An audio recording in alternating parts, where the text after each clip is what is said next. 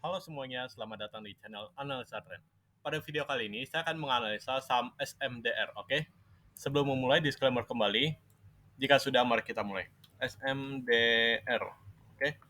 Seperti biasa, saya akan mulai analisa dari time frame monthly. Untuk skalanya ini saya pakai skala logaritma ya, oke? Kita mulai dari Ichimoku, oke? Di sini kita bisa lihat semuanya naik ya, Senko Span A-nya naik, terus Kijun Santen naik, dan terus Cikongnya di atas candle ini secara keseluruhan ini masih strong bullish. Oke, next kita ke weekly. Ini juga sama ya, semuanya masih naik, masih strong bullish. Next ke daily juga masih sama. Oke, jadi daily, weekly, monthly ini masih bullish trend. Oke, nah cuma ini perlu diperhatikan. Kenaikan ini tuh menurut saya terlalu cepat. Kenapa? Karena kumonya itu sampai tipis banget. Jadi setelah kenaikan ini selesai, kemungkinan akan ada kemungkinan koreksi yang cukup besar sebelum dia melanjutkan kenaikannya. Oke. Nah, jadi itu perlu diwaspadain. Tapi sampai sekarang ini masih semuanya masih strong bullish. Oke, jadi masih bisa di hold dulu yang udah ada posisi. Oke, kita coba analisa dengan Elliott Wave. Langsung gabungin sama momentumnya. Oke, kita lihat yang paling low itu sejak ini Corona. Oke. Nah, sejak Corona ini paling low, berarti ini naik impulsif. Yang lainnya apa? Ini kan kemungkinan koreksi kan, corrective wave. Oke. Jadi kita fokus dari kenaikan Corona aja. Oke. Karena monthly ini nggak terlalu kelihatan, kita zoom di weekly. Oke. Di sini kita gimana countingnya? Kalau agak susah, sebenarnya kita bisa tarik swing ya. Ini satu swing impulsif jelas. Terus korektif, impulsif, korektif. Ini impulsif kecil, korektif, ada impulsif yang belum tentu selesai. Terus nanti kalau kalian hitung 1, 2, 3, 4, 5, 6, 7. Ini baru 7 swing kan. Nah, kalau anggap aja kenaikan ini udah selesai kan. Artinya apa? Kalau dia impulsif, berarti dia ada penurunan sekali dan naik lagi sekali, minimal. Dia minimal ada gini lagi, oke? Tapi yang sekarang aja, ini belum tentu selesai, oke? Nah, jadi kalau kayak gini, untuk yang Ichimoku tadi kan kita udah tahu kalau secara Ichimoku ini belum selesai naiknya. Dan ketika kita cek secara Elliott Wave, oke, ini memang belum selesai, oke? Nah, jadi gimana? Kita coba zoom lagi ya di daily. Apakah ini udah selesai kenaikan ini? Ini bisa jadi udah selesai, bisa jadi belum, oke? Jadi kalian perlu hati-hati. Nah, terus countingnya gimana setelah kita tarik swingnya? Oke, di sini kalau menurut saya ini baru satu, ini dua, terus ini bisa satu, dua, ini sebenarnya ini bisa tiga, ini empat dan ada lima nanti. Dimana ini kalau kita lihat tiga itu masih lebih panjang dari satu, jadi ini masih mungkin. Oke, nih lihat. Oke, satu lebih pendek dari tiga, empat nggak masuk satu, nggak ke area wave satu, jadi ini sebenarnya masih valid. Jadi kemungkinan dia kayak gini, oke. Jadi dalam wave 5 ini masih ada satu 2 3 4 5 yang kecil, oke. Jadi artinya ini sebenarnya masih satu, ini dua, ini bisa jadi tiga. Tiganya kayaknya belum selesai sih yang saya lihat. Terus ada 4 dan 5, oke. Nah, ini di time frame yang lebih kecil, oke. Terus kita cek momentum. Momentum ini kalau kita lihat ya, ini bisa satu, ini dua, terus tiganya di sini, terus empat di sini, dan lima belum selesai, oke? Kalau dari momentum juga udah kelihatan jelas, ini juga emang belum selesai. Yang limanya itu ada satu, dua, tiganya belum selesai, nanti ada empat dan lima, oke? Nih, kayak gini, oke? Jadi kalau kayak gini kan kita udah kelihatan nih, wave wave 3-nya ini valid. Ini wave 3-nya valid. Kenapa? Karena secara momentum dia lebih tinggi dari wave satunya, oke? Dan dia juga lebih panjang dari wave satu. Jadi ini valid wave 3 dan sekarang di wave 5, oke? Nah, wave 5-nya ini berarti satu, 2, 3, 4 dan 5. 5-nya belum selesai, bahkan 3-nya belum tentu selesai, oke? Kita coba cek di daily apakah 3 merah ini udah selesai. tiga merah ini kayaknya belum selesai ya, tapi udah hampir selesai. Kalau yang saya lihat ya, ini mungkin satu, ini dua, terus satu, dua, tiga, eh tiga, empat, lima. Ini tiga, empat, dan lima. Dimana ini lebih kecil lagi. Oke, ini oke. Nah, kayak gini. Ini mungkin tiga merah ini sebenarnya udah hampir selesai, oke. Nah, terus kalau tiga merahnya udah selesai, berarti ada kemungkinan dia ada koreksi, oke. Kita cek di Ichimoku sebagai kita pakai Kumongnya untuk supportnya, oke. Jadi kemungkinan kalau misalnya tiganya udah selesai, koreksinya kemana? Koreksinya paling ke Kumo, yang dimana Kumonya nanti kemungkinan akan kayak gini, oke. Baru lanjut naik nanti Kumonya. Nah, kayak gitu. Nah, jadi kemungkinan ya, wave 4-nya nanti itu paling cuma retrace ke Kumo Daily, oke. Nah, kalau misal tiganya udah selesai, oke. Nah, berarti kalau misal ada posisi sekarang mau di hold juga masih aman kalau menurut saya, oke. Tapi kalau misal mau kejar, kalau menurut saya tunggu ini sih wave 4-nya ini. Tunggu dia masuk ke Kumo, terus kalau di momentum eh harusnya ya. Kalau misal ini kan Kumonya gini kan mungkin. Anggap aja Kumonya gini kan. Nah, berarti harusnya nanti di stokastik dia akan agak turun lagi. Nih, kayak di sini, oke? Kayak di dua yang merah ini, oke? Nah, harusnya nanti momentum akan agak turun di daily. Kalian perhatikan, tapi perlu diingat, ini saya pakai 2633 ya. Kalau kalian pakai stokastik lain, misal 533, ini kan terlalu banyak ini kan, naik turun naik turun. Ini nggak terlalu bagus sih kalau kalau saya pribadi ya, saya nggak pakai itu. Oke, nah perlu diperhatikan ininya momentum di daily-nya, oke. Nah, terus pertanyaannya sekarang, oke.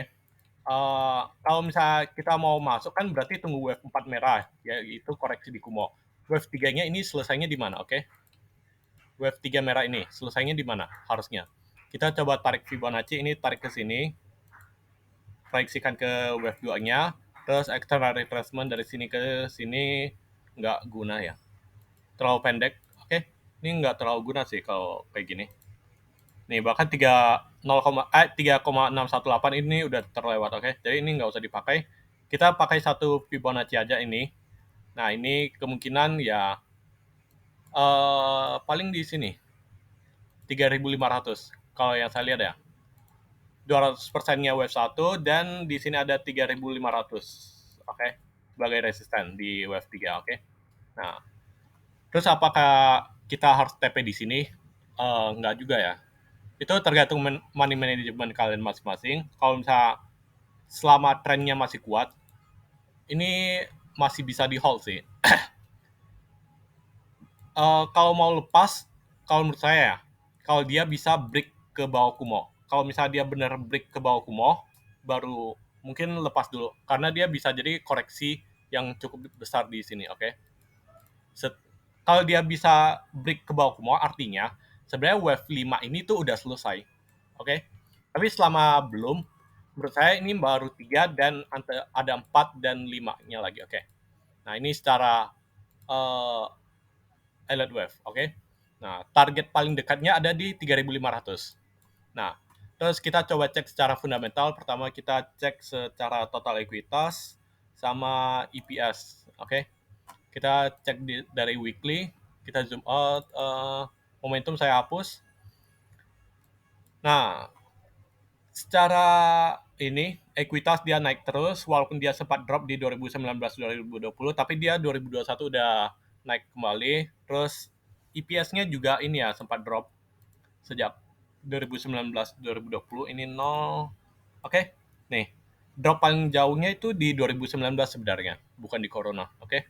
Nah, setelah itu di 2021 ini mencatatkan keuntungan yang cukup besar. Nah, jadi secara keseluruhan kalau melihat kinerjanya selalu positif, hampir selalu positif, kecuali pas pandemi, sama ekuitas selalu naik. Secara keseluruhan kinerjanya bagus, oke. Terus kita cek ini PVV sama Bollinger Band saya gabungin. pindahin ke panel yang telah ada di bawah, buka setting, ini saya hilangkan, pertebal, oke. Terus panjang skalanya ini 260 candle karena di weekly itu sama dengan 5 tahun ya, oke. Sumbernya PB ratio. Nah, nih, rata-rata 5 tahunannya itu ada di 0,47 dan sekarang PBV-nya ada di PBV2. Apakah ini bagus? Kalau dibilang mahal banget sih enggak ya, kalau menurut saya. Kinerjanya bagus dan PBV-nya baru 2. Nah, cuma kenaikannya yang terlalu cepat, oke? PBV-nya sama dengan 2 kan berarti nilai bukunya ada di ini, 1.400 kan? Sekitar 1.410 lah kan, oke? Ini kan berarti nilai ininya kan, nilai PBV-nya, oke? Nah, maksudnya nilai bukunya, oke? Nah, jadi ketika kenaikannya terlalu cepat, kalau menurut saya, kalau kita lihat dari ini, nilai bukunya di 1.400, berarti kemungkinan kalau dia turun, itu juga turunnya nggak bakal dalam, mengingat kinerjanya yang bagus ya.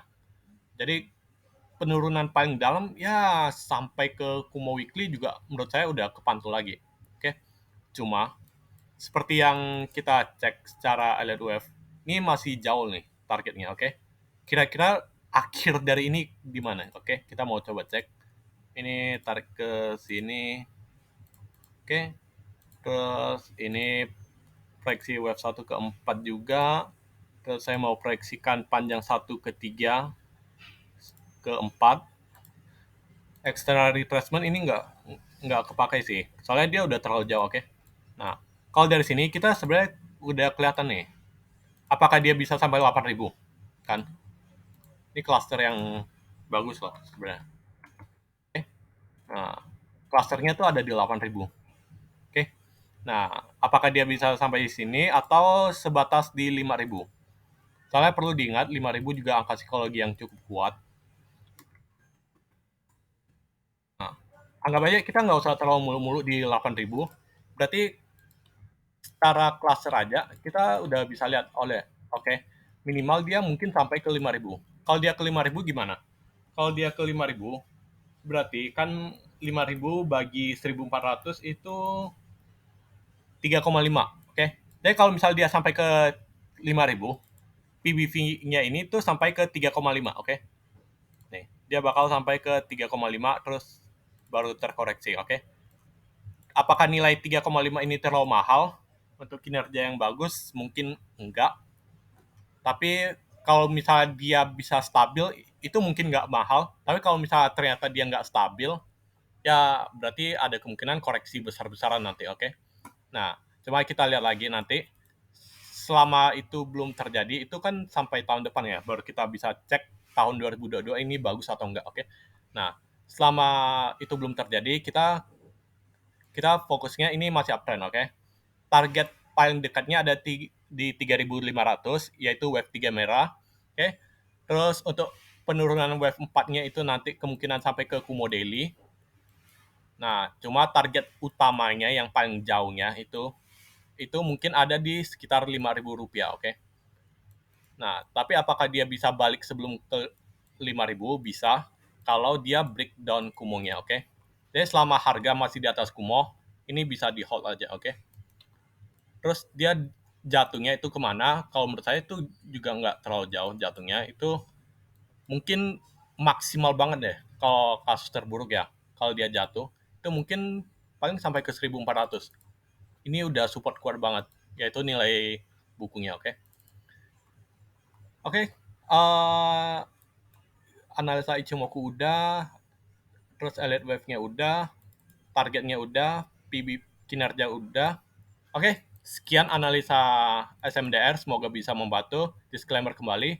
Sekian dan terima kasih.